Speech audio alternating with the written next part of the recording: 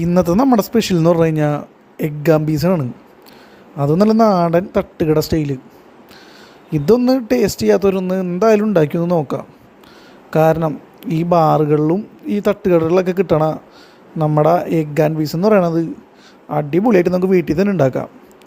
അത് തന്നെ അത്യാവശ്യം ഒരു 2 സവാള, പിന്നെ ചെറുതാക്കി എരിഞ്ഞ മുളക്, തക്കാളി എന്നിവ എടുക്കാം. അതിനൊപ്പം തലേ ദിവസം ഗ്രീൻ പീസ് വെള്ളത്തിലിട്ട് വെച്ചിട്ടുണ്ടാവണം. അതും നമുക്കിതിനകത്ത് കൂട്ടേണ്ടതാണ്. അപ്പോൾ അതൊക്കെ എടുത്ത് ഈ സവാളയും തക്കാളിയും മുളകും നല്ലോണം ചീഞ്ചട്ടിയിലിട്ട് വെളിച്ചെണ്ണ ഒഴിച്ചിട്ട് വാട്ടാം. നല്ല രീതിയിൽ തന്നെ വാടിക്കഴിഞ്ഞാൽ തന്നെ ഈ സവാളയുടെ ഒക്കെ ഒരു കുത്തങ്ങോട്ട് മാറിക്കിട്ടും.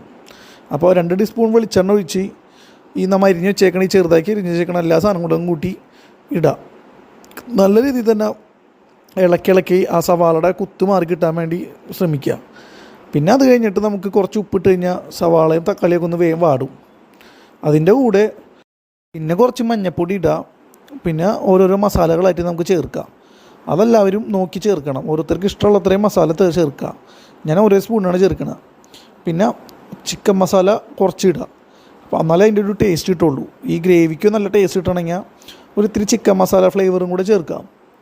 അങ്ങനെ നല്ലോണം സവാള വാടിക്കഴിഞ്ഞ് കഴിഞ്ഞാൽ നമ്മൾ തലേ ദിവസം വെച്ചേക്കണ ഗ്രീൻ പീസ് അത് പുഴുങ്ങിയത് ഇട്ട് അതും വെക്കാം.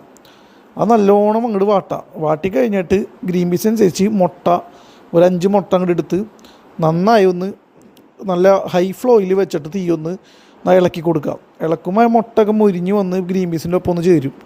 പക്ഷെ എൻ്റെ അമ്മോ എന്താ ഒരു ടേസ്റ്റ് എന്നറിയോ. ചായക്കും ചോറിനൊക്കെ കൂട്ടാൻ പറ്റിയൊരു ഡിഷാണിത്. എന്തായാലും ഒന്ന് വീട്ടിലുണ്ടാക്കി നോക്ക്.